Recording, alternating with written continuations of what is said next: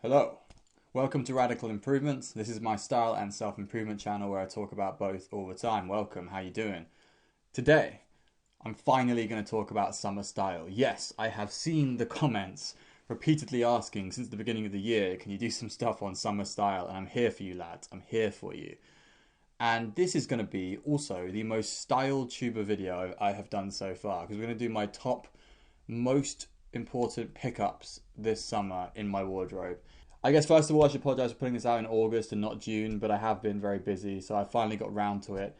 I should also stress that in England the weather isn't such that we really need a lot of summer style, and for that reason I think I've been quite lax on prepping for summer, figuring out what summer clothing, like planning my summer outfits a lot more in depth than I do for my winter stuff. You can basically wear winter outfits in the UK about 9 months out of the year, at least 10 months out of the year. We probably only get about 2 months of weather where you don't really need to wear jackets. And we probably only get about 2 weeks where even shorts are necessary, to be honest. We can get away, and British people do wear shorts for much longer than is necessary. Any decent sunlight will get shorts out in like 14 degrees Celsius. But the weather here is so much more pushing guys towards winter outfits, and figuring out your winter fashion is much more of a priority. However, me personally, I spent the first 5 months of the year in Mexico, so I did get a chance to figure out more how I like to work with summer items, how I like to work in hot weather. So that's all good. Some of these items are ones that I highlighted having been researching summer fashion, like what's most important, what do I actually need to get to be stylish this summer. And so you'll see that with the pickups. So let's get into them. I'm going to start with essentials. So my 1 and 2 are both oversized t-shirts, because that's really been the style I've been going with this summer. I've fully jumped on board the oversized drop shoulder t-shirt train. It is, above all other things, so comfortable in the heat to be wearing these style t-shirts. You can see I'm wearing one here, and this is actually one of the t-shirts. This is a Uniqlo Airism oversized shirt, and this one is in light grey. They have a range of colours depending on the stock that's in available, but this one is the one that I like the most because I needed like a light grey option. I don't wear white because of my complexion really, but I like the off-white options, and this light grey is, yeah, perfect. I wanted to get a dark grey as well, but I have been literally unable to find a dark grey in my size since about June 5th. Basically, as soon as everyone realised these shirts were good, it's been really hard to get them off of Uniqlo, especially in the UK. And I went to Germany, I went to a Uniqlo there, and again, the exact one I wanted, the dark grey, in my size, sold out there too. The only shirt that's sold out every time I go to a Uniqlo store in person. It's really, really frustrating. Uniqlo, please sort out your stock options. The next shirt I got is a little bit more niche. It's Sans Pharrell. It's a graphic shirt. I really like having cool looking graphic shirt options, but finding those can be quite difficult. A lot of times I end up just defaulting to like classic band shirts and skatecore wear. Like I've got my Thrasher t-shirt as well that I wear quite a lot. But this was a recommendation through a friend, and it's one of the best graphic t-shirts I picked up pretty much ever, in my opinion. It's got that edge to it. It's a bit more on the, I can make edgier summer outfits with this. I can make outfits for going out in the evening with this. It's more of like a going out kind of t-shirt for me, whereas the Uniqlo one is more of like a going around in the daytime doing whatever I need to do. This is, yeah, I can throw up some outfits I make with this. It's perfectly viable in the same places that the Uniqlo oversized t-shirt is viable in those options. And yeah, I really like messing around with these drop shoulder oversized shirts. It's really nice. The look is really fresh. Just, if you can find good graphic shirts and you can get them in the style that's currently in trend, all the better.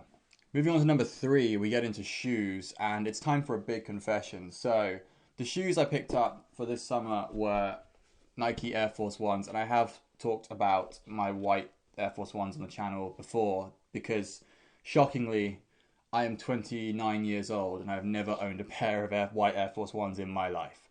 And on top of that, getting hold of these was difficult. Like, I was at one point trying to get them off the French Nike store and get them shipped over to the UK. My friend recommended that to me, but in the end I ended up just paying a guy on StockX, or StockX is obviously going to be more expensive, but these are, I don't know, I got them in for an okay price, obviously over the price that Nike would sell them at if they actually had any stock. I don't know what was happening with Nike this summer. Maybe these are always that difficult to get, but I didn't expect it to be that difficult. And I'm so happy that I got them. They work so well in all the outfits that I want to wear, like the edgier street style kind of summer outfits that I want to wear. The Air Force Ones are such a good option for those. I think the reason I've never owned a pair before this year is that I am a massive Adidas simp. I think that's the biggest explanation. I've always, Stan Smiths, I've said it before, are my favorite shoe of all time. The white with the navy back especially. And I didn't feel the need for another pair of like white sneakers. But it was time. Like my Stans are getting really busted, and I didn't want to. Instead of buying a new pair, I decided to throw in with the Air Force One crew instead and see what that would do to my look. And I'm very happy with the results. You can see now I'm going to throw up images of my outfits with the oversized t-shirts and Air Force Ones, and you'll see that I've basically been incorporating both into the same outfits, and I really like this look. I've been going with it all summer so far. Been going well. My last two pickups are accessories. So number 4 has been this Suede Yankee cap. Absolutely worn the shit out of this summer. I love a baseball cap, as you know. And yeah, basically this one has been the one I've worn the most. I just absolutely love the fake suede. I think the fake suede's really added like an extra dimension to my baseball caps, to be honest. It's trying to beat my favorite cap of all time in the black Volcom cap, I'm not going to lie. But I did get this very flukily before they all sold out. I think I bought them, and the next day I didn't see them on the New Era store, and I haven't seen them come back onto New Era store since I bought one. So I can't recommend you go hunting for these unless you want to go buy on the resale. Maybe they'll be available on like eBay or on Depop somewhere. But when I bought them, they were like low on stock by the looks of it, and then I haven't been able to. I wanted to recommend them and give them to clients and give them to my friends, but no, I couldn't find any. So my clients, I recently just got them to buy a grey one to kind of copy the same look, but nah, unfortunately, no more of these grey suede as far as I can see. Last item was this watch, a stainless steel Oyster Link watch. I realistically never used to wear watches, and quite famously, I used to tell guys you can just wear bracelets instead, get a metal chain link bracelet and get something like a bead bracelet and you're fine. You don't need to wear watches. They're not a requirement for a mat.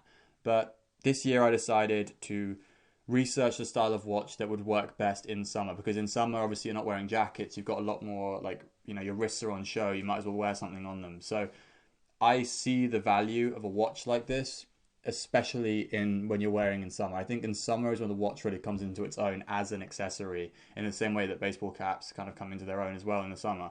So yeah, watches, hugely important accessory in summer, and I finally caved. It doesn't make me a watch guy necessarily, but I finally decided to get one, and I got an affordable one. It's not particularly cheap, I guess, if we're talking like generally in terms of what's cheap and what isn't, but it's affordable. It's from Orient.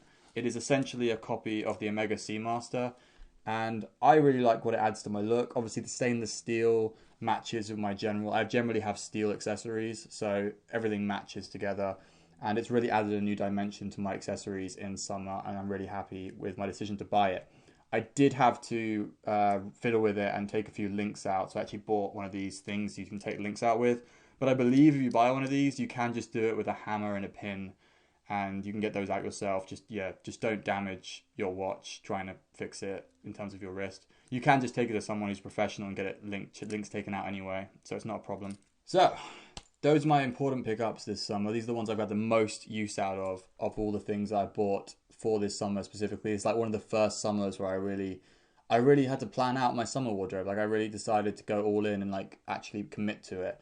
And especially on the edgy casual side, I think I did a good job this summer. So I've put a lot of it into my new project that I'm working on. And if you want to see more, just wait for news about my new guide that's coming out. And in there, you'll see all of the work I've put into my summer guide.